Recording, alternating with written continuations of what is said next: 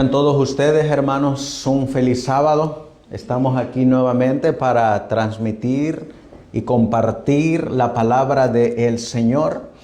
Y vamos a estudiar en esta mañana nuevamente a la continuación de la escuela de los profetas y Madison. Hace 15 días cuando estuvimos aquí solamente dimos una introducción y luego en la tarde pues mi hijo Isaac tuvo a bien dejarnos una receta de la limpieza hepática. Ahora vamos a continuar con el estudio de la escuela de los profetas y Madison. Para nuestros hermanos que nos van a estar acompañando, vamos a mirar en la tarde a esta otra presentación que va en relación con la escuela de Madison, que nos va a ayudar a disipar muchas dudas que tenemos con respecto a esta escuela. Por la tarde vamos a mirar este tema que se llama propiedad y control de la escuela de Madison. ¿Cómo la adquirieron? ¿Quiénes eran los dueños? ¿Cómo se organizaron? ¿Cómo fueron ellos trabajando en la escuela? Y que es un ejemplo para nosotros para este tiempo. Así que, bueno, vamos a comenzar con el estudio de la palabra del Señor, no sin antes orar por el estudio. Vamos a colocarnos de rodillas y vamos a buscar a Dios en oración. Amantísimo Dios, que tu morada está en las alturas de los cielos. Una vez más, Señor, estamos aquí postrados de rodillas en este tu día santo. Día, Señor, que tu palabra dice que desde la puesta de sol hasta la puesta de sol es tu día santo. Por eso, Señor, no nos preocupamos en el tiempo, pues es el único día donde podemos disfrutar fuera de nuestras labores, un día especial junto contigo, todo el día en compañía de su presencia, leyendo tu palabra, cantando himnos, escuchando los testimonios de nuestros hermanos, mirando, Señor, cómo avanza la obra. En fin, mi Dios, tantas cosas que hacemos en este tu día santo que lo que menos queremos es que se nos pase el tiempo. Pero ha llegado el momento, Señor, de que nos hables por medio de tu palabra y de tus testimonios.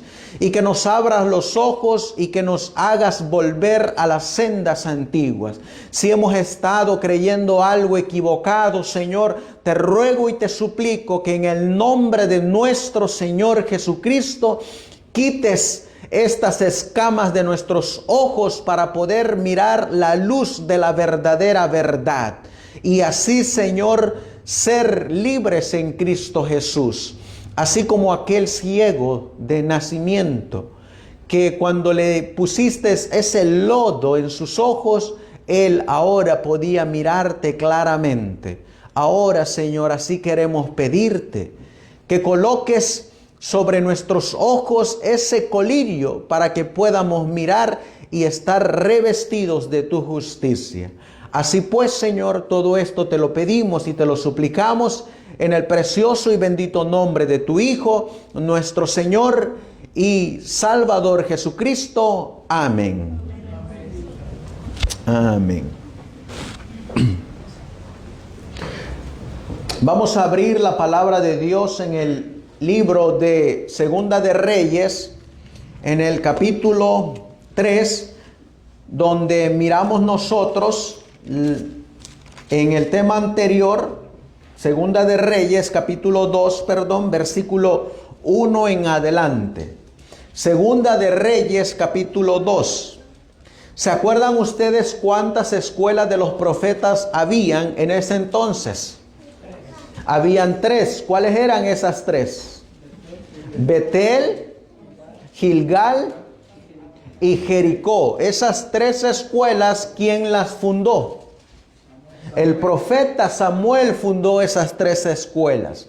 Y miramos que lo mismo que los profetas le dijeron a Eliseo en Gilgal, fue lo mismo que le dijeron los profetas a Eliseo en Betel, y posteriormente los mismos profetas que estaban en Gilgal y en Betel le dijeron exactamente lo mismo a Eliseo cuando él estaba en Jericó.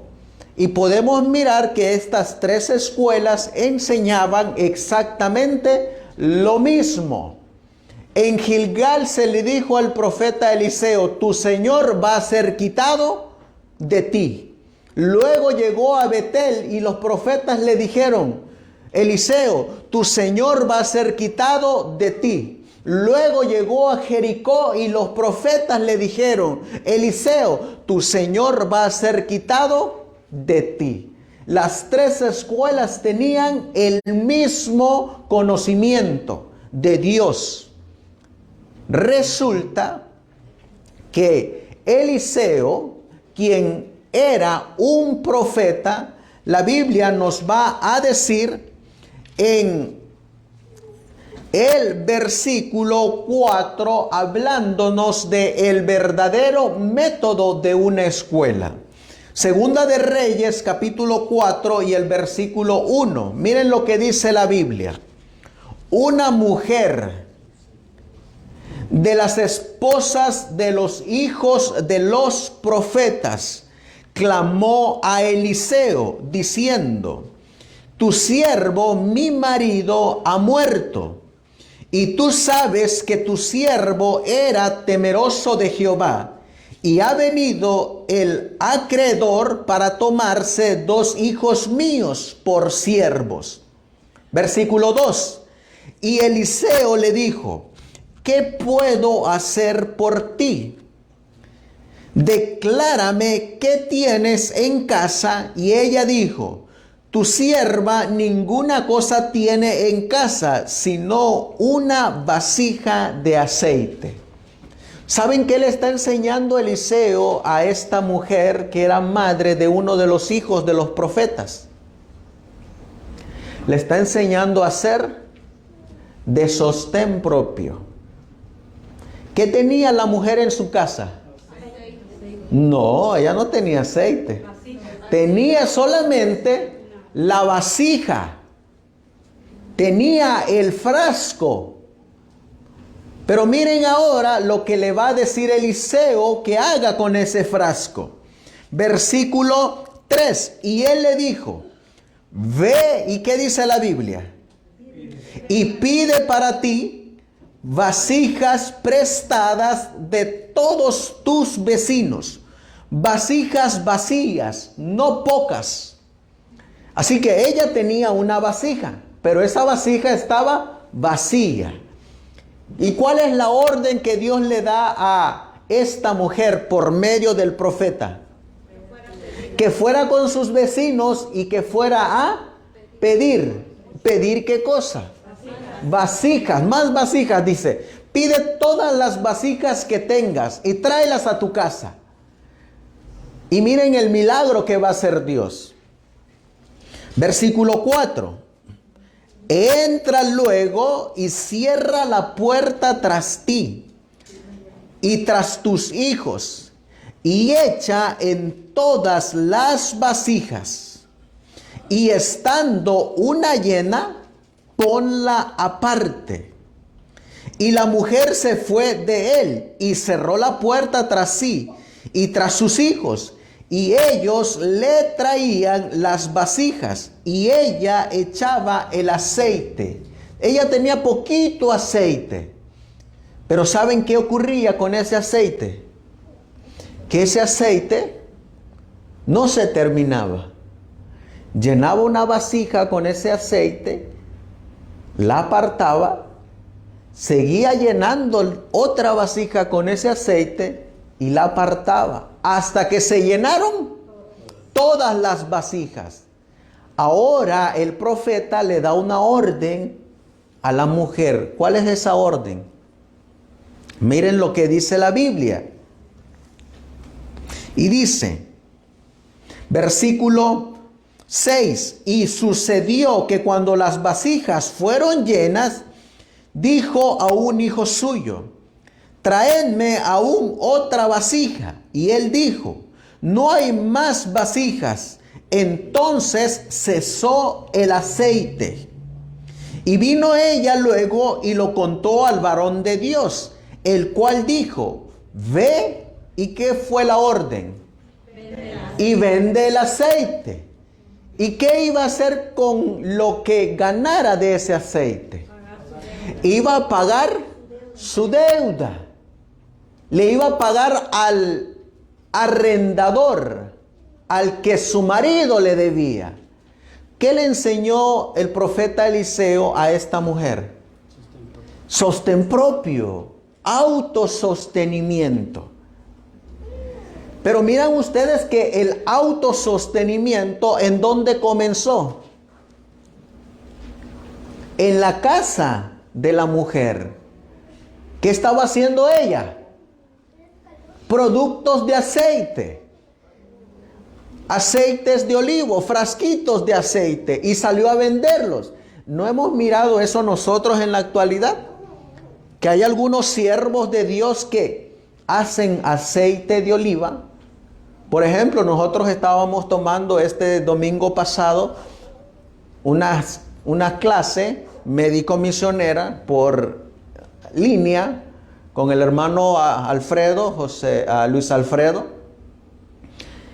Y a la hora que estábamos tomando la clase con mi esposa, pues nos estaba enseñando a cómo hacer el carbón activado.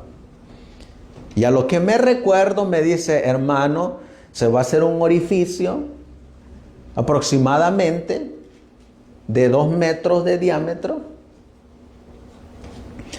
Y si quiere hacer mucho carbón activado, si quiere hacer poquito, el hueco tiene que ser el diámetro más chico, pero la profundidad 50 centímetros, medio metro. Luego nos dio las instrucciones: las maderas las tienen que colocar, tiene que ser madera de eucalipto, nos dijo él. Ponemos las maderas, las acomodamos, dice, tiene que tener una tapa de fierro. En medio de la tapa de fierro tiene que haber un orificio para donde salga el humo. Tiene que estar ahí por 3 o 4 días. Porque el carbón se va a activar. Ese carbón, pues si tiene los dientes amarillos, con eso se los limpia. Dice. Si usted tiene diarrea, 2 cucharaditas en una tacita de agua, lo mezcla, se lo toma. Si usted tiene algunas ronchas, se hace una cataplasma de carbón activado, se lo pone y va a succionar la bacteria, porque eso es lo que hace el carbón. Absorbe. Y ahí estábamos nosotros. Me estaba yo acordando de la viejita, de la mujer que está aquí haciendo su aceite. Y luego el hermano me dice: y luego pues vaya, délo o véndalo. Y así estaba la mujer. Se estaba enseñando a hacer de sostén propio, autosostenimiento. Pero ¿quién tenía que saber ese autosostenimiento? El mismo que le está dando la receta o le está dando el canal de escape. ¿Quién era ese? El profeta Eliseo. Por eso miren lo que dice la mensajera del Señor en el libro Cristo Triunfante, página 168. La atención de Elías se dirigió a Eliseo, el hijo de Safat. Eliseo había recibido su educación lejos de la ciudad y de la disipación de la corte. Había sido preparado para que adquiriera hábitos de sencillez y obediencia a sus padres y a Dios. Pero aunque de espíritu humilde y tranquilo, Eliseo no tenía un carácter voluble. Poseía integridad, fidelidad, amor y temor a Dios. tenía las características de un gobernante, pero junto con ellas poseía la mansedumbre del que estaba dispuesto a servir. Su mente se había ejercitado en las cosas pequeñas. Así que, ¿cómo había sido educado Eliseo? Lejos de la ciudad. Le voy a pedir a mi esposa que me pase mi mochila para poderles compartir algo que traemos aquí. Miren lo que dice esta otra cita. Cristo triunfante, página 168. Su casa estaba rodeada, ¿cómo dice ahí? Su casa estaba rodeada de bienestar, pero él sabía que a fin de obtener una educación completa, debía ser un obrero constante en cada área de la obra que se debía realizar. En ningún aspecto consentiría en estar menos informado que los siervos de su padre. Primero, dice aquí, habría de aprender a servir, y de este modo sabría cómo dirigir, instruir y ordenar mientras realizaba todas sus actividades. Así que, ¿qué tenía que ser primero Eliseo? Siervo. Tenía que aprender a ser siervo. Pero ¿dónde estaba Eliseo? Fuera de la ciudad. Lejos. Vamos a mirar nosotros aquí un proyecto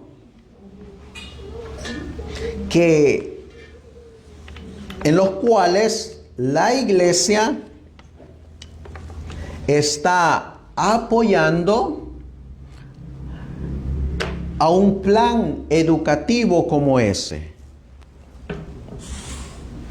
Le voy a poner aquí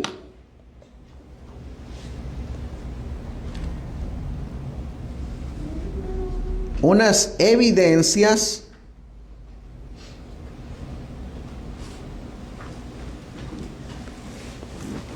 de lo que se está haciendo y cómo Dios está llamando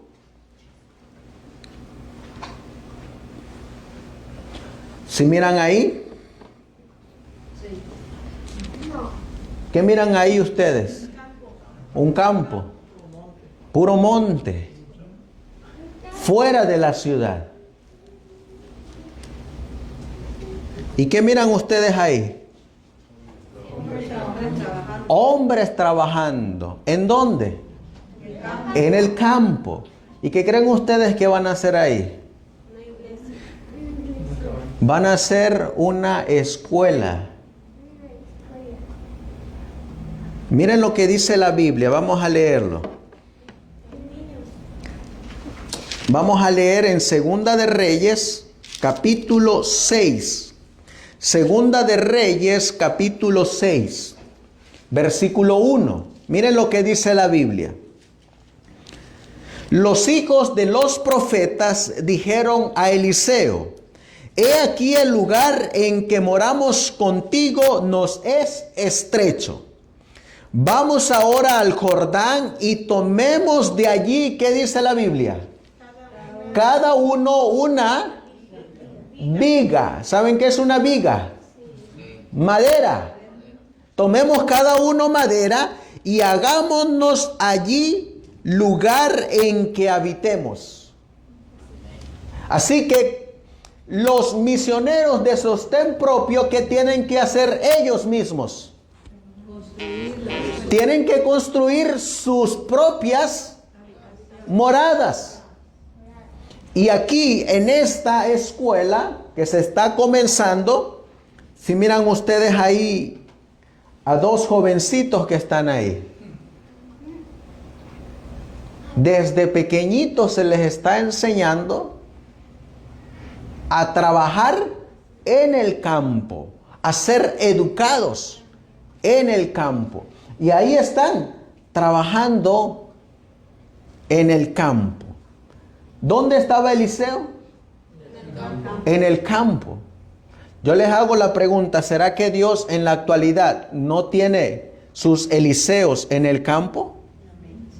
También Él los tiene. Ahora les hago la pregunta, ¿será que Dios no está llamando a sus mensajeros para el campo? También. Por eso miren lo que sigue diciendo la mensajera del Señor.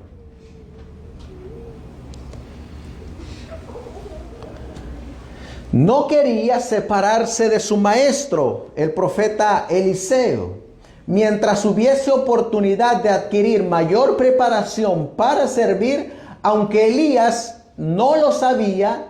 La revelación de que iba a ser trasladado había sido comunicada a sus discípulos en las escuelas de los profetas y en particular a Eliseo. Así que Elías, ¿qué era lo que no sabía? Que ya se iba. Pero ¿quiénes sí sabían? Los profetas y especialmente Eliseo. De manera que el probado siervo del hombre de Dios se mantuvo a su lado. Cada vez que le invitó a regresar, dio esta respuesta: vive Jehová y vive tu alma, que no te dejaré. Cada vez que Elías le decía a Eliseo: Eliseo, regrésate, Eliseo le decía: lo siento, mi señor, pero no me regreso. ¿A dónde va usted? Voy yo. Este profeta Eliseo, ¿saben qué aprendió? Vamos a leerlo en Segunda de Reyes, capítulo 5. Segunda de Reyes, capítulo 5, versículo 3. Segunda de Reyes, capítulo 5 y versículo 3. Dice la Biblia: y dijo a su señora: si rogase mi señor al profeta que está en Samaria, él lo sanaría de su lepra. ¿De quién está hablando ahí? Está hablando de un profeta que habita en Samaria. ¿Cómo se llama ese profeta? Eliseo. ¿Y quién es el que está enfermo? Naamán. ¿Y qué es lo que tiene Naamán? Lepra. ¿Y a quién buscan para sanar a Naamán? A Eliseo. ¿Y qué sabía Eliseo? La obra médico-misionera. ¿Saben qué les dijo Eliseo a Naamán por medio de su siervo? Hazte unos baños de aguas térmicas. Métete ahí en el río Jordán y sanarás. ¿Qué tenía que hacer Naamán? Obedecer. Por eso miren lo que dice ahí la Biblia. En el versículo 2. Y de Siria había salido cuadrillas y habían llevado cautivas de la tierra de Israel. ¿A quién? A una muchacha, la cual sirviendo a la esposa de Naamán. Una mujer en profecía que simboliza una iglesia o un remanente o un pueblo. Así que este remanente, ¿qué va a saber? Este remanente del 2021, que hay profeta en el pueblo de Israel. ¿Quién es esa profeta? Elena G. de White. Y el profeta va a hablar. Ahora, miren lo que dice en el versículo 8. Y como Eliseo, varón de Dios, oyó que el rey de Israel había rasgado sus vestiduras, envió a decir al rey Eliseo: ¿por qué has rasgado tus vestiduras? Venga ahora a mí y sabrá que hay profeta en Israel. Y vino Naamán con sus caballos y con su carro y se paró a las puertas de la casa de Eliseo. ¿A dónde llegó Naamán? ¿A dónde van a llegar los enfermos? En este tiempo. A la casa de los médicos misioneros. Ahí van a llegar los enfermos. Y miren la receta que le da este médico misionero. Versículo 10. Entonces Eliseo le envió un mensajero diciendo, esta es la receta. Ve y lávate 7 veces en el Jordán y tu carne se te restaurará y serás limpio. ¿Cuál fue la solución a la lepra? Lavarse en el río Jordán. ¿Cuál fue la reacción de Naamán? Dice que se enojó.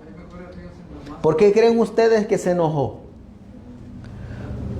Porque lo miró algo tan fácil y sencillo. Tan fácil y sencillo que dijo, ¿cómo es posible que esto me va a curar de la lepra? Dice nuestro hermano aquí, él estaba esperando tal vez la vacuna. Pero algo tan sencillo. Solamente sumérgete en el río Jordán 7 veces y vas a ser sano. ¿Será que hoy en la actualidad nosotros de igual manera cuando alguien nos da una receta tan sencilla, no será que a veces decimos, ¿cómo es que esto me va a curar del COVID? Aquí hay testimonios de hermanos que fueron a tratar pacientes con el COVID. De hecho, dicen que por eso clausuraron las playas para no irnos a bañar porque eso es lo que nos alivia de la salud. Exactamente.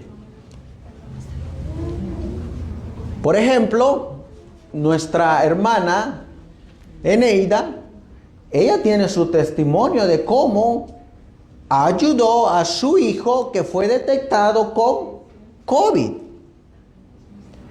Métodos sencillos. ¿Y qué creen ustedes que pasó con ese joven? Para honra y gloria de Dios, en una semana regresó a la escuela.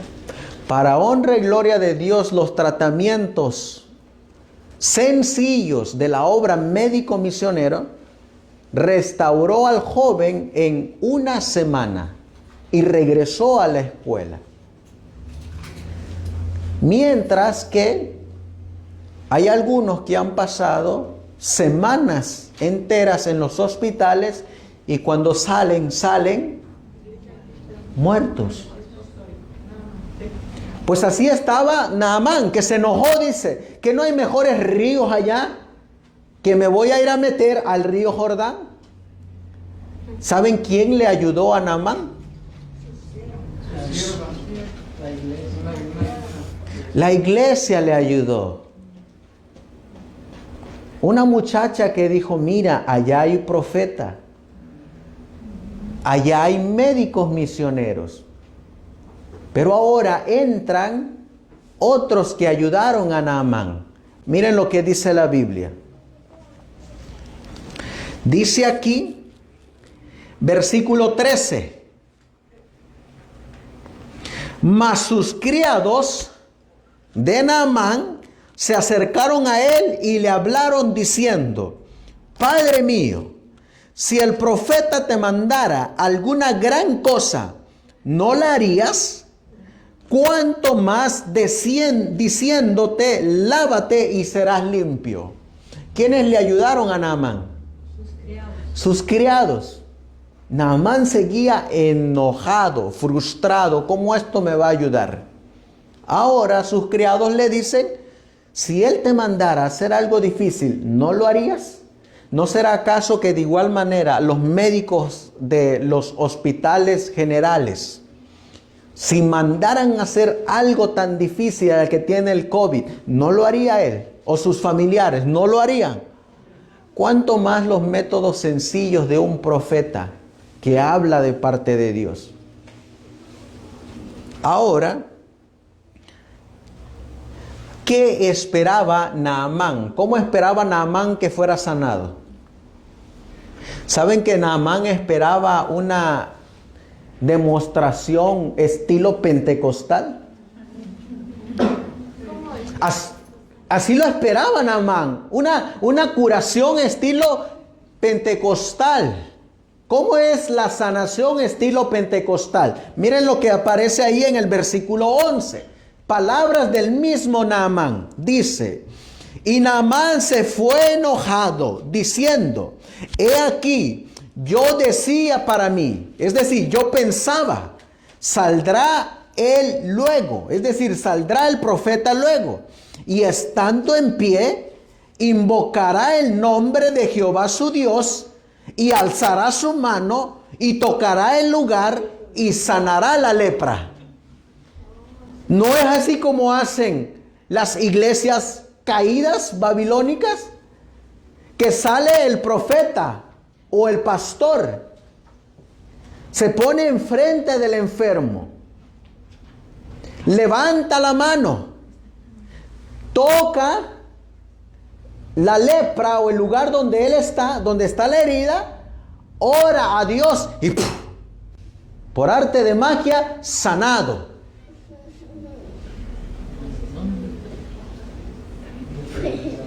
Así. ¿Alguna observación, hermana? Alguien comentó que se fue la transmisión, pero sí está en el aire. Ahora, ¿se dan cuenta que hay dos tipos de sanaciones? La sanación estilo pentecostal y la sanación de acuerdo al método divino, al método de Dios. Por eso, miren lo que dice la Biblia hablando acerca de esta mujer. Miren lo que dice. Joya de los Testimonios, tomo 3, página 288. Miren lo que dice. En un sentido muy especial. ¿A quién se menciona ahí ahora? Nos mencionan a nosotros. En un sentido muy especial, los adventistas del séptimo día han sido colocados en el mundo como, ¿cómo dice ahí? Como centinelas y transmisores de luz. A ellos ha sido confiada la tarea de dirigir, ¿qué cosa? La última amonestación a un mundo que perece. ¿A quién se le ha dado esta encomienda? A nosotros.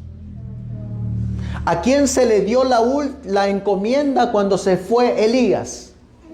A Eliseo. Miren lo que sigue diciendo la mensajera del Señor en esa misma página. Una obra. El mensaje de los 3 ángeles en compañía del brazo derecho. La reforma pro salud. Una obra de la mayor importancia les ha sido confiada. Proclamar los mensajes del primero, segundo y tercer ángel. ¿A quiénes? A los adventistas del séptimo día. ¿Saben ustedes que llama individualmente? No dice corporación adventista, sino dice a los adventistas. Ninguna otra obra puede ser comparada con esta.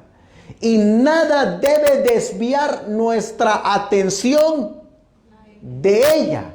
Es decir, tenemos que estar enfocados, centrados, a no ser desviados de esta misión. Y miren lo que sigue diciendo. Las verdades que debemos proclamar al mundo son las más solemnes que jamás hayan sido confiadas a seres mortales. Nuestra tarea consiste en proclamarlas El mundo debe ser amonestado y el pueblo de Dios tiene que ser fiel a su cometido. Pero ¿qué ha ocurrido en la iglesia? ¿Qué ocurrió en el tiempo de Elías? Miren lo que dice Primera de Reyes, capítulo 19, versículo 18. ¿Qué ha ocurrido? Primera de Reyes, capítulo 18 y el versículo, capítulo 19 y el versículo 18. Pero yo he hecho que queden en Israel 7,000 cuyas rodillas no se doblaron ante Baal y cuyas bocas no le besaron. Entonces, ¿cómo estaba el pueblo de Israel? ¿Cómo estaban sus rodillas? De rodillas. ¿Y qué habían hecho con Baal? Lo habían besado. ¿Saben que eso de besar me hace recordar a un predicador muy famoso? En una declaración que él hizo, en una campaña evangelística que tuvo en España, el año pasado. ¿Y saben qué declaración es esa que él dijo? Es esta. Si un hermano católico te regala una medallita, bésala. No pasa nada. Pues así estaban los israelitas en los tiempos de Elías. Besaban a Baal. ¿Saben quién fue este predicador? Alejandro Bullón, el evangelista más reconocido en la iglesia adventista. ¿Y saben cómo se llama la serie que él da? Cómo ganar almas para Cristo. Bajando las normas del mensaje de los 3 ángeles. Por eso miren lo que dice. Hablando Elías, él respondió: he sentido un vivo celo por Jehová Dios de los ejércitos, porque los hijos de Israel han dejado tu pacto, han derribado tus altares y han matado a espada ¿a quiénes? A tus profetas, y solo yo he quedado y me buscan para quitarme la vida. ¿Cómo se sentía Elías? Solo.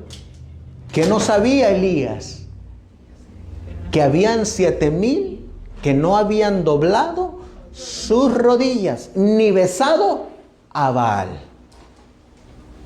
¿Saben que eso mismo va a ocurrir en nuestro tiempo? Miren lo que dice la palabra de Dios en el libro de Hechos. El apóstol Pedro, hablando para nuestros tiempos, en Hechos capítulo 3, él miró en profecía nuestro tiempo. Versículo 19, Hechos 3:19, dice la Biblia, por medio del apóstol Pedro: así que, ¿cómo dice ahí? Arrepentíos y convertíos para que sean borrados vuestros pecados, para que vengan tiempos de refrigerio de la presencia del Señor, y Él envíe a Jesucristo que os fue antes predicado. ¿Cuál es el mensaje para este tiempo? Convertirnos, arrepentirnos, confesar nuestros pecados. Y entonces, ¿qué va a venir sobre nosotros? Los tiempos de refrigerio. ¿Y qué son los tiempos de refrigerio? La lluvia tardía va a venir sobre nosotros.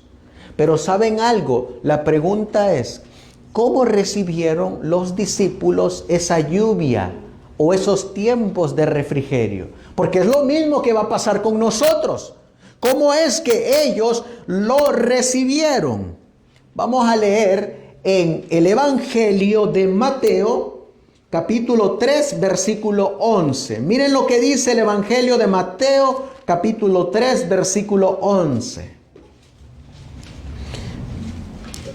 Mateo capítulo 3, versículo 11. Ya lo tenemos. Dice la Biblia: yo a la verdad os bautizo en agua. ¿Quién está hablando ahí? Juan el Bautista. Y ese bautismo en agua es para arrepentimiento. Mas el que viene tras mí, ¿quién es ese? Nuestro Señor Jesucristo es más poderoso que yo, cuyo calzado no soy digno de llevar. Él os bautizará con el Espíritu Santo y con fuego. Yo les hago la pregunta. Para que los discípulos pudieran recibir esos tiempos de refrigerio, ¿qué tenían que hacer primero? Arrepentirse, convertirse, y ahora iban a confesar sus pecados, alejarse de sus pecados, y ahora iba a venir el Espíritu Santo. Pero hay algo que iban a hacer. El mensaje de quién tenían que aceptar. El mensaje de Juan. ¿Quiénes fueron los primeros discípulos del Señor Jesús? Los discípulos de Juan. Estos dos primeros discípulos, como recibieron el mensaje de Juan, estaban listos para recibir el mensaje de Cristo. Y si recibían el mensaje de Cristo, iban a recibir la lluvia temprana en el Pentecostés. Hablando escatológicamente, para nosotros ahora sería la lluvia tardía. Para el tiempo de ellos en el Pentecostés sería la lluvia tardía. Y la lluvia temprana es cuando ellos recibieron el mensaje de Juan y el mensaje de Cristo. Cuando se derramó el Pentecostés, ¿cómo estaban ellos? Listos para ir y predicar el Evangelio a toda nación, tribu, lengua y pueblo. Ahora, ¿saben ustedes que unos no aceptaron el mensaje de Juan? Miren lo que dice la Biblia. Ahí mismo en Mateo capítulo 3 y el versículo 7. Miren quienes no aceptaron el mensaje de Juan. Mateo 3, 7. Pero cuando vio Juan que muchos de los fariseos y de los saduceos venían a su bautismo, les dijo. ¿Qué les dijo? Generación de víboras, ¿quién os enseñó a huir de la ira que vendrá? Y ahora miren lo que dice el versículo 8. ¿Hacia dónde los está exhortando Juan el Bautista? Haced pues frutos dignos de arrepentimiento. ¿Qué mensaje rechazaron los fariseos? El mensaje de Juan el Bautista. No lo pudieron aceptar. ¿Dónde fue educado Juan el Bautista? En el campo. En donde Dios no permitió que fuera a estudiar. En la escuela de los fariseos y saduceos, de los rabinos. El deseado de todas las gentes, nos dice, especialmente porque se iba a contaminar. Por eso Dios no lo mandó allá. Miren lo que nos dice ahora a nosotros. Hablando de Juan en relación con la escuela de los profetas. Juan fue enviado en el espíritu y el poder de Elías, a fin de que preparase el camino para Jesús. Y miren lo que está subrayado en amarillo. Los que rechazaron el testimonio de Juan no recibieron beneficio de las enseñanzas de Jesús. Es decir, como rechazaron a Juan, ¿a quién vinieron rechazando? A Cristo.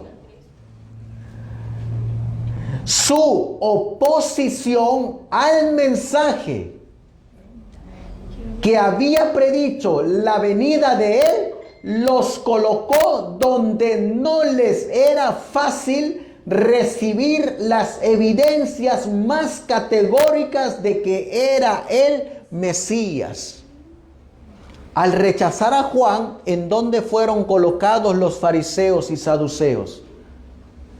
En un lugar donde no iban a ser beneficiados por el mensaje de Jesús. Ahora, ¿quiénes eran los fariseos y saduceos? Eran los opositores a este mensaje. Miren lo que sigue diciendo. Satanás indujo a aquellos que habían rechazado el mensaje de Juan a que fuesen aún más lejos. ¿Quién estaba obrando por medio de los fariseos y los saduceos? Satanás. Y miren hacia dónde los llevó Satanás por haber rechazado el mensaje de Juan. A saber que rechazasen y crucificasen a Cristo. Rechazaron el mensaje de Juan, entonces Satanás los tomó y fueron a rechazar a Cristo y a matarlo. Vean ahora lo que nos dice el profeta para nuestro tiempo. Al obrar así, se situaron donde no pudieron recibir, ¿qué cosa? La bendición del Pentecostés. ¿Qué no recibieron ellos? Los tiempos de refrigerio, la lluvia del Señor. Viene esta pregunta: ¿qué hizo grande a Juan el Bautista? En el libro Cristo Triunfante, negó su atención al cúmulo de las tradiciones presentada por los maestros de la nación judaica y la dirigió a la sabiduría que viene de lo alto. ¿A quién? ¿Qué fue lo que hizo grande a Juan el Bautista? ¿Juntarse con los teólogos modernos? ¿Ser estudiante de los teólogos más capaces de su tiempo? ¿O qué fue lo que lo hizo grande a él? Negarse a ellos, separarse de ellos, no ser instruidos por ellos, sino dejarse instruir ¿por quién? Por Dios. ¿Qué libros tenía Juan el Bautista para estudiar? Tenía el Antiguo Testamento. Tenía los rollos de Moisés, los Salmos, los Proverbios. Tenía el libro de Daniel. Tenía el libro de Isaías, que es considerado como el Apocalipsis del Antiguo Testamento. Y miren lo que sigue diciendo. Antes de su nacimiento, el Espíritu Santo testificó de Juan, porque será grande delante de Dios, no beberá vino ni sidra y será lleno del Espíritu Santo. Y hará que muchos de los hijos de Israel se conviertan al Señor de ellos. E irá delante de él con el espíritu y virtud de Elías, para hacer volver los corazones de los padres a los hijos y de los rebeldes a la prudencia de los justos, para preparar al Señor un pueblo bien dispuesto. Y miren lo que hizo todavía más grande a Juan. Le voy a regresar para que la hermana le tome foto. Miren lo que hizo todavía más grande a Juan. Esto está en el Deseado de todas las gentes, página 106. ¿Qué dice el espíritu de profecía? Juan no había, ¿qué cosa? Reconocido la autoridad de ¿quién? Del Sanedrín, ni pedido su sanción sobre su obra. ¿A quién lo consultaba Juan? Al Sanedrín. ¿Quién sería el Sanedrín el día de hoy? La conferencia general. Pero ¿qué tal si estamos en un grupo de sostén propio? ¿Quién sería el Sanedrín? La junta directiva. Y miren lo que dice el espíritu de profecía. Y había reprendido a los gobernantes y al pueblo, a fariseos y saduceos por... No hacía acepción de personas. A todos les daba el mensaje por igual. Y por haber dado el mensaje por igual, ¿cómo le fue? Lo decapitaron. ¿Saben cuál es la realidad de las cosas? Que hoy en la actualidad es raro que se sancione a los dirigentes de un grupo, a los del Sanedrín. ¿Saben que por lo regular siempre el Sanedrín quiere disciplinar a todos los que están abajo? Pero ¿saben qué es lo raro que nunca ocurre? Que nunca sancionan al cabecilla de ese grupo. Eso es lo más raro. Nunca lo sancionan. A pesar de que el pueblo sabe las abominaciones que él está cometiendo. Nunca lo hacen. Y Juan el Bautista no era así. Juan el Bautista, por eso le cortaron la cabeza. Porque él decía las cosas como eran. Y miren lo que sigue haciendo Juan el Bautista. Sin embargo, el pueblo le seguía ávidamente. El interés manifestado en su obra parecía aumentar de continuo, aunque él no le había manifestado deferencia. El Sanedrín estimaba que por enseñar en público se hallaba bajo su jurisdicción. Y dice aquí, a pesar del fracaso de Israel como nación, había, ¿qué dice la inspiración? Había entre ellos un buen remanente que se salvaría. Así que este remanente, ¿qué iba a hacer? Lo mismo que hizo Juan. Se iba a apartar ¿de quién? Del Sanedrín. Se iba a apartar ¿de quién más? De las escuelas de ellos. De la educación de ellos. De la organización de ellos. ¿Y en qué se iban a convertir? En sostén propio. Por eso miren lo que sigue diciendo. En el tiempo del advenimiento del Salvador, habían hombres y mujeres fieles que habían recibido con alegría el mensaje de Juan el Bautista. ¿Cómo habían recibido el mensaje? Con gozo. Ahora, si Juan hablaba igualmente para todos, ¿cómo creen ustedes que les decía a los que no eran fariseos, pero que actuaban como los fariseos?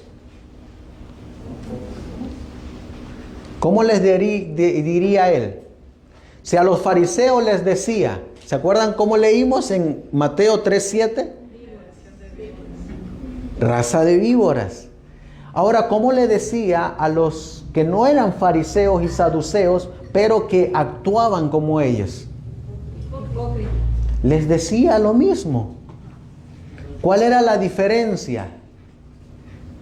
Que estos sí aceptaban la amonestación y se arrepentían, se convertían, confesaban sus pecados, se apartaban de sus pecados y entonces ellos eran transformados.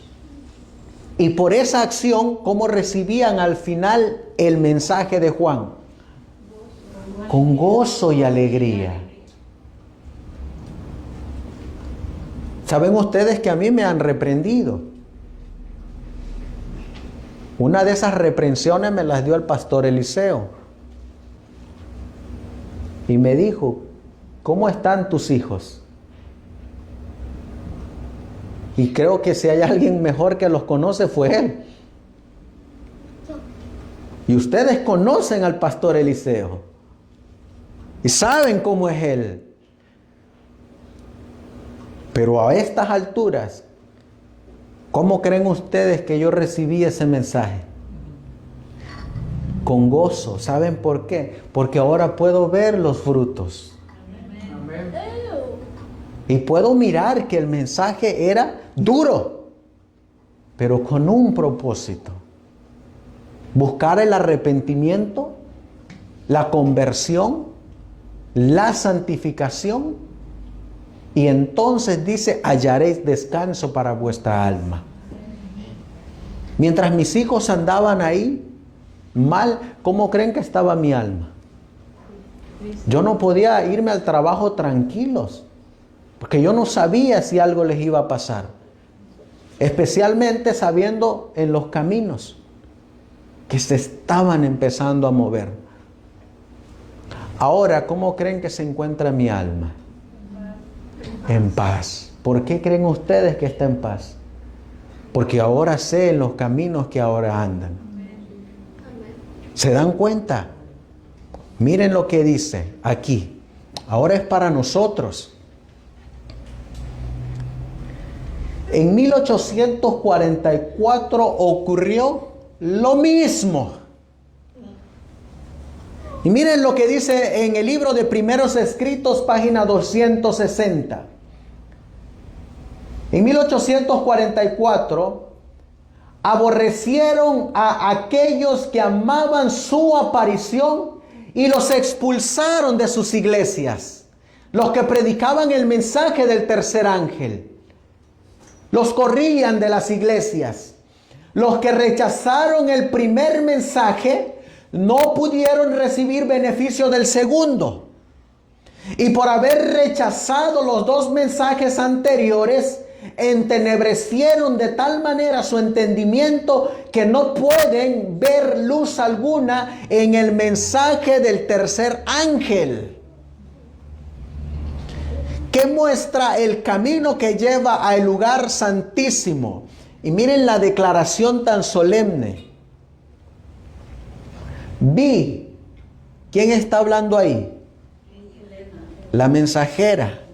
Vi que así como los judíos crucificaron a Jesús, las iglesias nominales han crucificado estos mensajes y por lo tanto no tienen conocimiento del camino que lleva al Santísimo.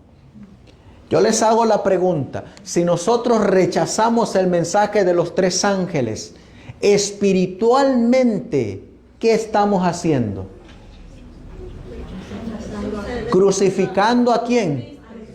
A Jesús, a Cristo. Hay algunos que pensamos así, si yo hubiera estado en el año 31, cuando estaban crucificando a Jesús, yo no lo hubiera crucificado. Yo no hubiera dicho, queremos a Barrabás. Yo no hubiera dicho, no tenemos más rey que a César. No. Yo hubiera sido uno de los que hubieran dicho, no lo maten. Pero saben que en la actualidad el rechazar estos tres mensajes equivale lo mismo a crucificar a Jesús. Por eso, si nosotros rechazamos este mensaje, en realidad, ¿qué estamos haciendo? Matando a Cristo. Así que, si la organización está rechazando este mensaje, ¿a quién realmente están matando? A Cristo.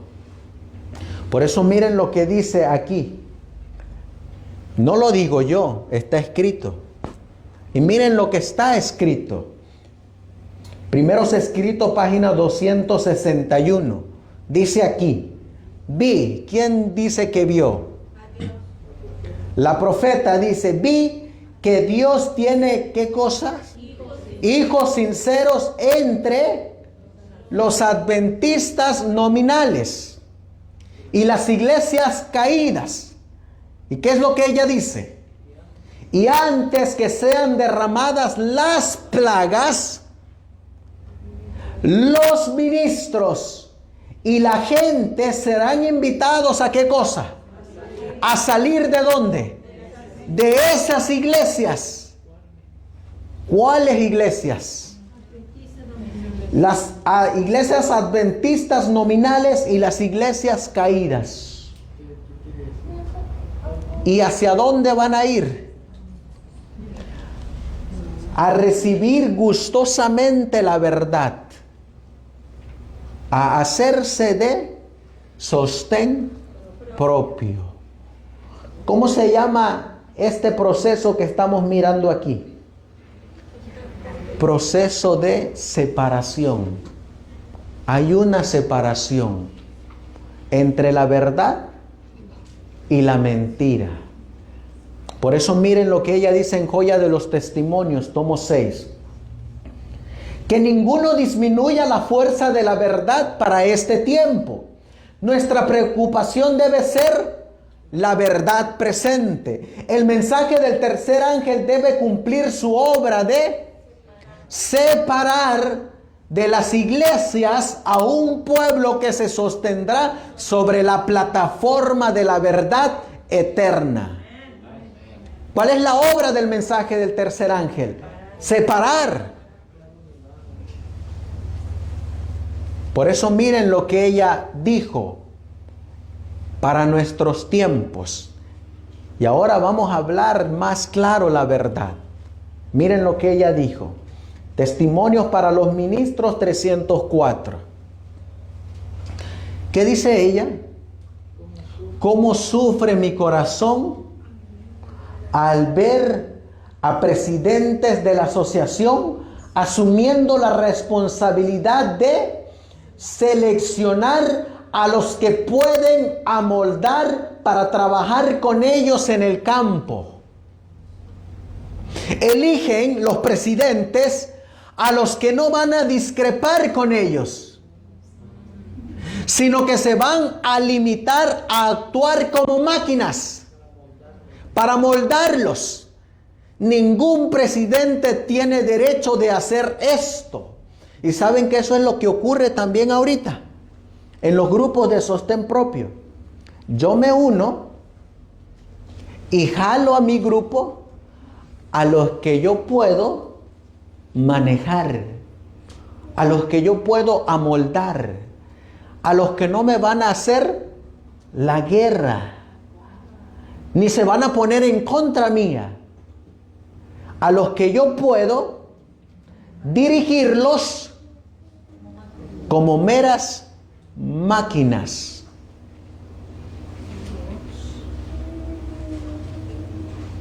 Por eso ella dice que la escuela de Madison, cuando ella y los pioneros adventistas la levantaron, estamos hablando de estos pioneros de la escuela de Madison, dice Testimonios para la Iglesia, el tomo 7, página 173. Si resisten las amonestaciones que el Señor les envía, estas personas se transformarán en guías de prácticas inicuas y usurpan el ejercicio de las prerrogativas de Dios al tratar de controlar las mentes de los hombres. Se atreven a hacer lo que Dios mismo no haría. De esta manera, ¿qué dice ahí? Siguen las huellas del romanismo. Así que cuando alguien te dice, tienes que hacerlo como yo te diga, ¿qué mentalidad hay ahí? Roma, sistema papal, en lo que fueron educados. Introducen sus propios planes y métodos y debilitan la fe de los demás en la verdad mediante sus conceptos equivocados de Dios, y con ello introducen principios falsos que obran como la levadura para manchar y corromper las instituciones e iglesias. Hace 2 semanas atrás hablé con un hermano que exactamente vive en la ciudad de Nashville, Tennessee. Y él me llamó y me compartió algunos datos. Y de igual manera nos llamó para felicitarnos por estar tocando estos temas. Y hay algo que me llamó la atención que él me dijo. Dice él, y también lo dice el pastor Sutherland y Magan. ¿Saben qué es lo que más daño le ha hecho al sostén propio? Especialmente lo que más daño le hizo a la escuela de Madison. Haber sido dirigido por pastores que fueron educados con la mente jesuita y venir a dirigir las iglesias de los de sostén propio y las escuelas de los de sostén propio. Ese fue el más terrible error que hemos cometido en sostén propio. El dejarnos dirigir por los maestros que fueron educados con la educación jesuita. Es bien difícil, hermanos, arrancarse esa educación. Si yo todavía a veces ahí estoy batallando porque todavía aquí, miren, aquí traigo conceptos todavía que cuando siento que el Espíritu Santo me dice necesitas investigar más, no doy ese paso sin antes tener el escrito está. Porque es bien difícil desarraigarse de esa mentalidad jesuita. Y por eso la mensajera del Señor dice que estos líderes siguen sus propios planes, sus propios consejos, sus propias ideas. Y nos hace una advertencia a que dejemos trabajar a los que están siendo educados, especialmente con los libros del espíritu de profecía y de los pioneros y sobre todo de la Biblia. ¿Saben ustedes que este librito que tengo aquí, que se llama La Escuela de Madison, es una parte para quitarnos el error de cómo dirigir una escuela de educación en sostén propio?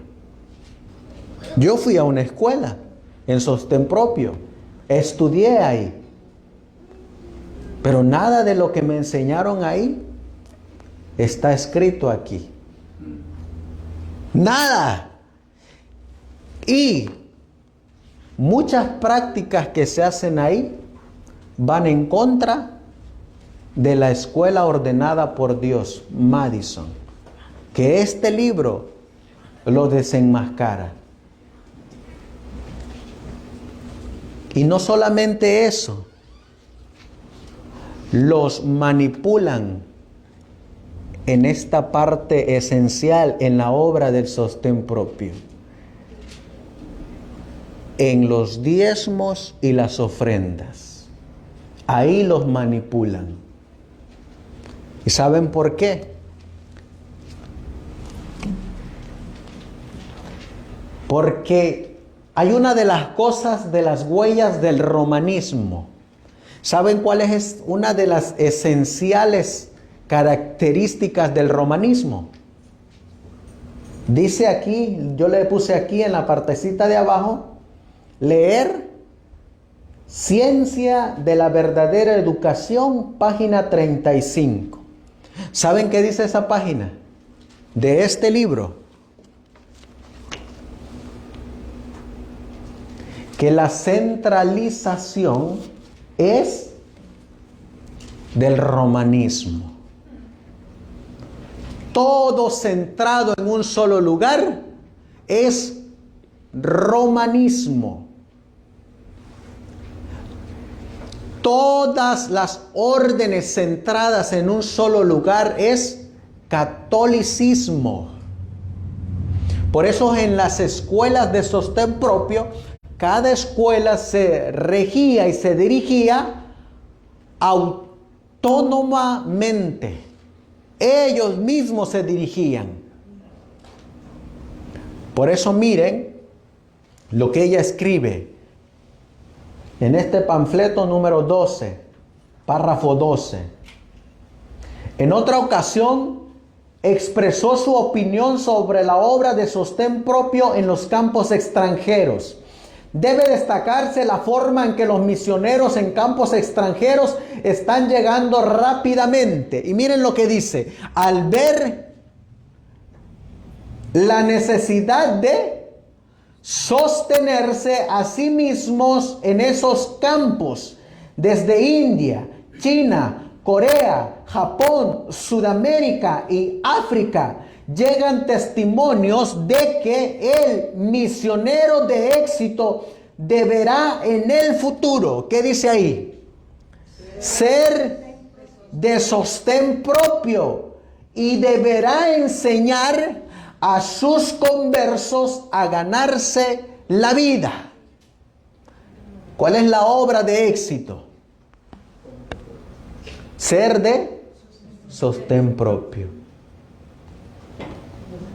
En 1895 ella escribió, en septiembre, Testimonios para Ministros 359. No encuentro descanso de espíritu. Una escena tras otra es presentada en símbolos delante de mí y no hallo descanso hasta que comienzo a escribir el asunto. En el centro de la obra las cosas están modeladas de tal suerte que toda otra institución sigue la misma conducta. ¿Y saben ustedes que eso es lo que ocurre en muchos grupos de sostén propio? Siguen la misma conducta. Y miren lo que dice: y la asociación general misma está corrompiéndose con equivocados sentimientos y principios. Esas mismas citas son las que vienen en Evento de los Últimos Días.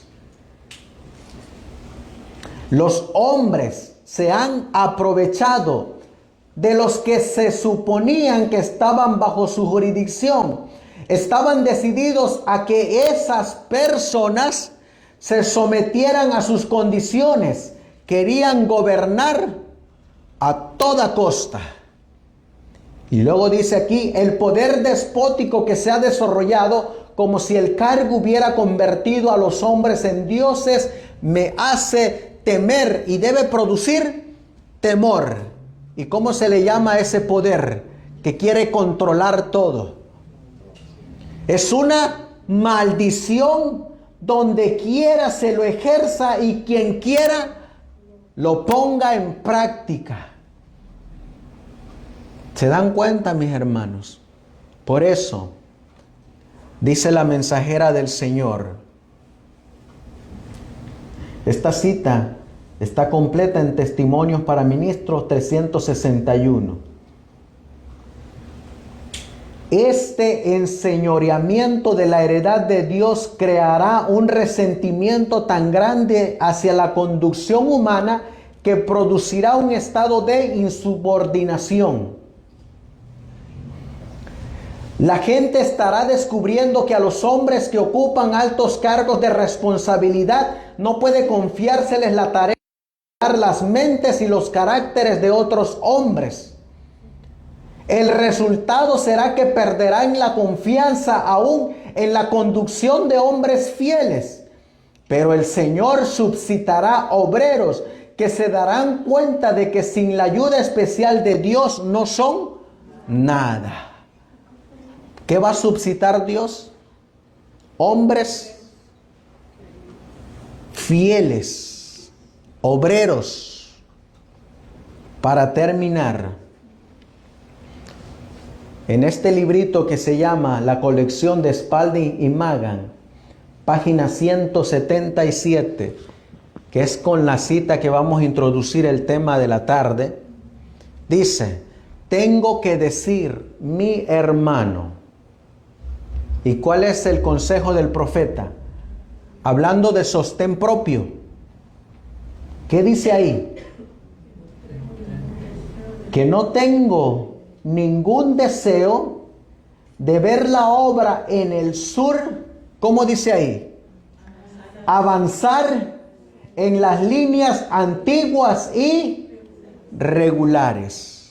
Es decir, en sostén propio no se va a manejar como se maneja en la conferencia general. Se va a manejar de otra manera. Por eso cuando la mensajera del Señor ayudó para que compraran Madison, ¿saben qué fue la orden específica del profeta? No se unan con la organización. Así de claro se los dijo la mensajera. No se unan con la organización. ¿Qué fue lo que llevó a la desgracia a esa escuela? La unión. Eso fue la desgracia de esa escuela. Lo que Dios dijo que no hicieran, hicieron. Y por eso ella dice: cuando veo con qué fuerza prevalece la idea de que los métodos de manejo de nuestros libros en el pasado se mantendrán, porque lo que ha sido así debe ser. Y miren lo que dice: no tengo, como dijo ella, corazón para asesorar a que las costumbres antiguas se seguirán. Que los que están trabajando en Nashville hagan la voluntad de Dios con toda humildad. Y miren lo que ella esperaba. Espero sinceramente que los cambios se realicen de acuerdo a las necesidades de demanda de cada caso. Tengo más que escribir, pero no tengo tiempo ahora. Así que en la tarde vamos a mirar la diferencia de Madison con las escuelas de sostén propio actualmente y con las mismas iglesias de sostén propio. Y vamos a ver si no están siguiendo estas escuelas las mismas prácticas de las cuales el profeta dijo: no sigan, no hagan, no se junten. Cuando leemos Segunda de Reyes capítulo 3 Esas escuelas no estaban relacionadas con las escuelas de Israel. Estaban separadas, aisladas. Ellas eran autodependientes, se autosostenían, se autoadministraban. Por eso le decía yo a mi esposa que por medio del sostén propio, Dios va a terminar la obra del mensaje del cuarto ángel. Por medio de esta obra. ¿Y saben por qué? Porque aquí al que obedecemos es a Dios y no a los hombres. A veces estamos en sostén propio y todavía tenemos que pedir permiso al hombre. Pero el verdadero sostén propio pide permiso a Dios y avanza. Dios se lo revela por medio de la Biblia, el espíritu de profecía, y avanza, avanza. Y saben ustedes que hoy hay muchos hermanos que están despertando a este engaño, a este error. Y puedo decirles, hermanos, que este movimiento está creciendo a nivel mundial. A nivel mundial. Por ejemplo, tenemos hermanos allá en Perú, en Chile, en Honduras, en Colombia, en Guatemala, en México, Portugal, hermanos que están aceptando este mensaje. ¿Cuál mensaje? No es un mensaje nuevo. Es un mensaje que siempre ha estado ahí. Pero estaba reservado para este tiempo. Para aquellos que quieran ver la luz en toda la plenitud de la verdad. Por eso, hermanos, si hay algo que nos va a ayudar para no ser engañados, es ser bereanos. Leer, leer y leer. ¿Qué leía Juan? El rollo. ¿Qué leía Jesús? Lo mismo. ¿Qué leían los apóstoles? Lo mismo. ¿Pero qué leían los fariseos?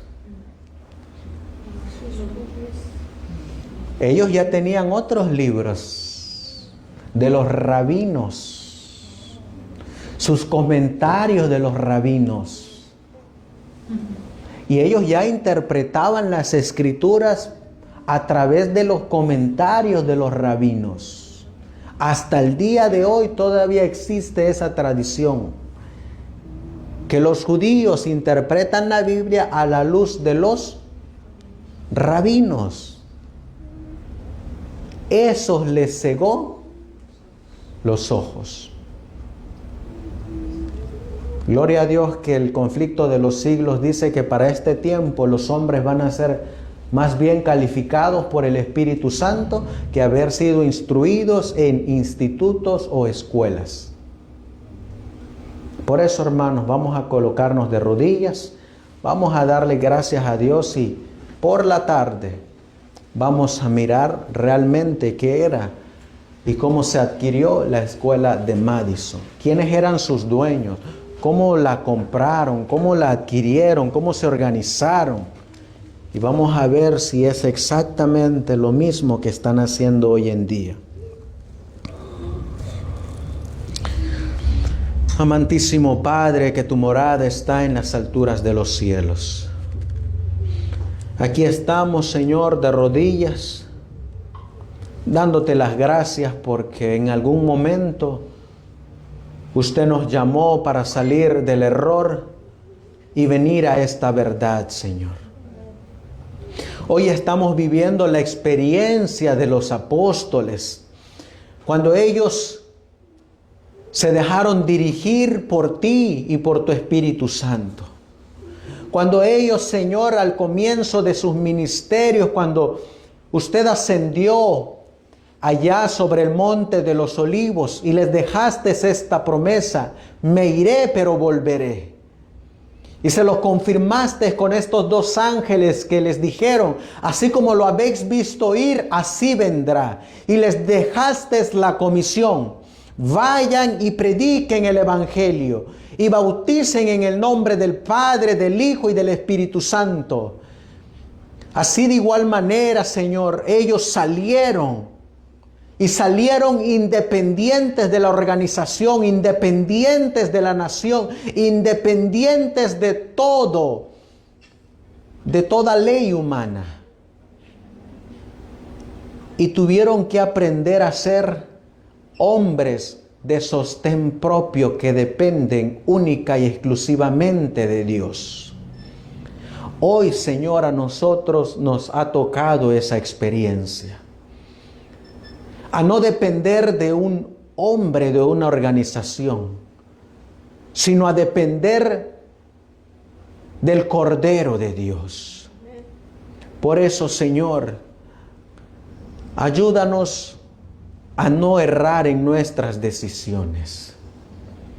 Ayúdanos, Señor, a siempre tener un escrito está. Ayúdanos, Señor, a seguir siempre los consejos de tu palabra y de tus testimonios. Si hay algo, Señor, que en esta obra tememos, es el temor a obrar de una manera equivocada. Por eso, Señor, siempre estamos pidiéndote tu dirección y buscando, Señor, cómo dirigiste a tus santos hombres en el pasado, para que nos dirijas a nosotros en el presente. Y así, Señor, dar más fuertemente el mensaje del cuarto ángel. Bendice a mis hermanos, Señor, que de igual manera están en otras partes del mundo. Tenemos a nuestro hermano Alejandro Maya en la Ciudad de México. Tenemos, Señor, a nuestro hermano Heriberto Getial en la ciudad, en el país de Ecuador. Tenemos, Señor, en el país de Chile a nuestro hermano Edgar Silva Bernales. Tenemos, Señor, en el ministerio por nuestro hermano Rodolfo, Señor, quienes ellos de igual manera están trabajando duramente. En la ciudad en el país de Guatemala, con el canal de Seminario Profético Historicista Guatemala. Están allá, Señor, ellos avanzando en la obra. Tenemos, Señor, a nuestros hermanos allá en Colombia, nuestro hermano Carlos, trabajando duramente, Señor. Tenemos a muchos hermanos más, Señor, que ahorita se me pueden ir de la mente, pero que usted los conoce. Y de igual manera, Señor, hay algunos aquí en este país que necesitan dar todavía ese paso para depender únicamente y exclusivamente de Dios. Por ejemplo, Señor, tenemos a quien todavía esperamos que se una a este mensaje más directo, a nuestro hermano Eliot González, a nuestro hermano Marvin Avilés, que así como nuestro hermano Eliseo Gaspar, quien ya está en este mensaje allá en México, hay otros que necesitan y necesitamos estar todavía más unidos en este mensaje. Pero no es el hombre el que los va a unir, Señor. Eres tú, mi Dios. Es tu Espíritu Santo el que nos va a unir. Así como en 1843, 1844 tenías a Joseph Wolf en Europa. Y aquí en Estados Unidos tenías a Guillermo Miller. Y tenías a otros en diferentes partes. Así de igual manera, Señor. Muchos el Espíritu Santo nos va a unir en un mismo espíritu, en un mismo sentir y en un mismo pensar. Y este mensaje será predicado, Señor, por el poder del Espíritu Santo. Te ruego y te suplico, Señor, y me uno a tu oración, mi querido Jesús, a que todos seamos uno.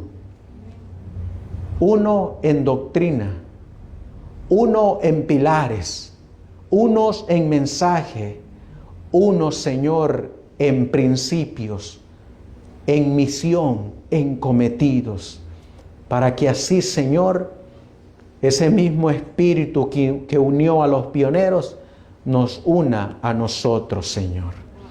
Así pues, Señor, bendice a mis hermanos de igual manera que de alguna manera se me fueron los nombres.